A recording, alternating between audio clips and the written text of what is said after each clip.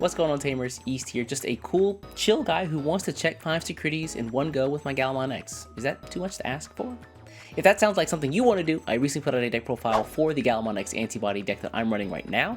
I think it's a little unconventional based off some of the other lists I've seen out there, but I still think it packs quite a punch. So if you're interested in that, definitely take a look at the video after this one.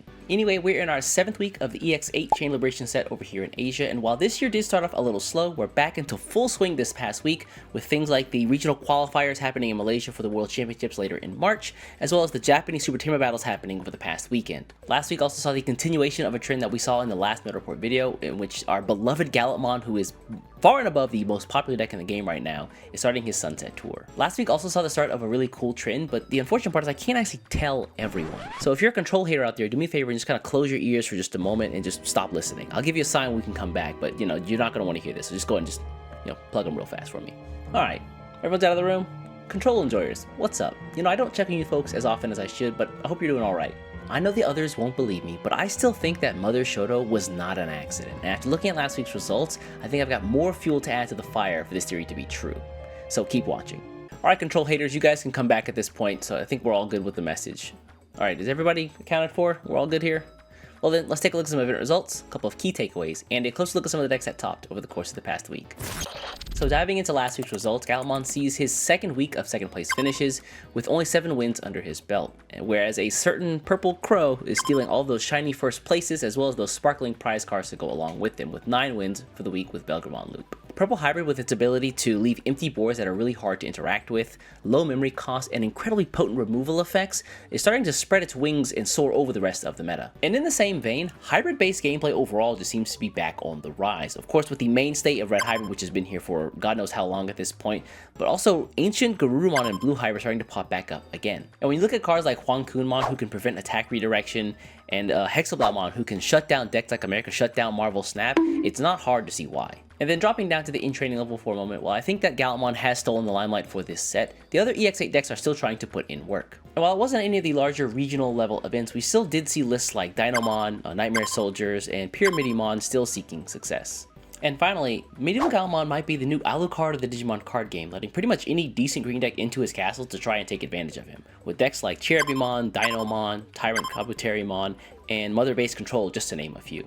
Hopefully things end better for those decks than it did those two twins, but if you want to follow along and know how the story unfolds, don't forget to subscribe to the channel for more Digimon card game content shuffled directly into your YouTube feed. I do my best to cover the Asian regional events whenever we have them, and so this week we're taking a look at the Malaysian Bandai Card Fest winner Shin SM's Belgramon Loop deck list.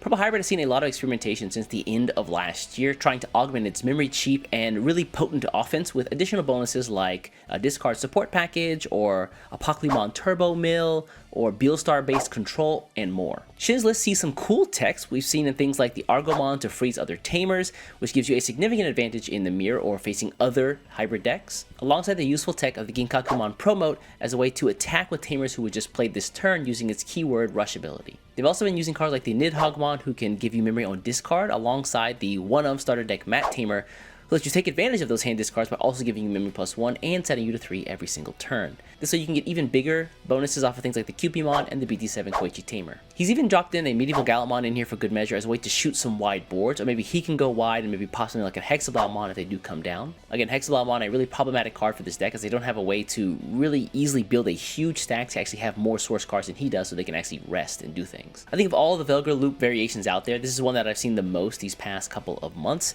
and so if you're looking to build your own Velgar Loop list and you don't know where to start, this is a great blueprint. As someone who's only dabbled with Mother D Reaper when I built my Justimon deck, after looking at a list like this, it feels like there's so much more that control players can explore and dig into from this set. The list cobbles together the most terrifying mix of cards into this coherent game plan, with Medieval Gallimon as a way to axe big swings out of your opponent's security with Alliance and Vortex, and the Mother D Reaper as a way to back it up, and it can also snipe opponents' Digimon played directly from their hand. And if you lose a Medieval, well, fret not, you've got the Gatomon here from BT16, who can just trash a card and pull it back from the trash with no problem. As a way to dig your important cards out of the deck, you've got the D-Reaper based Searcher cards as a cheap way to get card draw, and later on you can use them to pump up your Mother D-Reaper, a way to make bigger walls and make that Medieval Gallimon even stronger.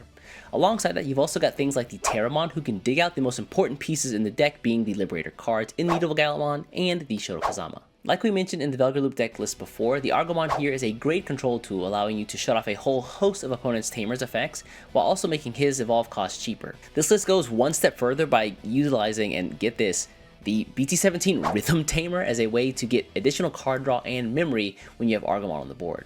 And when those level 5s not be threatened by your opponent, you've got the Cherrybon Ace as a backup, as a way to make your board even wider and give your opponent massive DP minus effects. Looking at the options for just a moment, this list is probably one of the best utilizations of the Great Memory Boost I've seen so far, letting it pull out pretty much any card or any Digimon in the deck outside of the Searcher cards. And finally, the 4-up of the Heaven's Judgment is a really good idea, considering this deck has every color except blue. I know that control isn't the most popular style of play around, but if you've been thinking about dipping in a toe, the possibilities with Medieval Gallimon seem endless. Each week, I allow my champion level and higher YouTube members to vote on decks they want to see featured in these meta report videos, and this week they rallied behind Dynamon.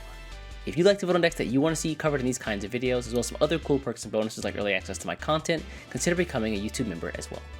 Thanks again to all the folks who do support the channel, and with that, let's take a look at Dynamon. If you've never played against Dynamon, then let me be the first person to tell you that he is an incredibly powerful and really difficult wall to deal with. He's able to bypass pretty much all of Blue's attack redirection prevention with his ability that says whenever he's rested, your opponent can only attack suspended Digimon. On top of that, his big DP stat is difficult for decks like Velgarmon Loop to swing over, which is one of the reasons why he was picked up by the Galaxy Toolbox deck. But this list right here aims to keep the bloodline pure. Well, most of it. It does sport a couple copies of our Lord and Savior Gallant X as a way to take advantage of the 2X antibodies in the deck. This not only lets Gallant X use all of his effects, but also whenever your Dynamon who's used Fortitude comes back, you can slot in the X antibody underneath him and you can essentially use Fortitude again. So when he gets killed, he comes back for a third time. This can also be useful for your EX8 Master Tyrannomon, who also has Fortitude.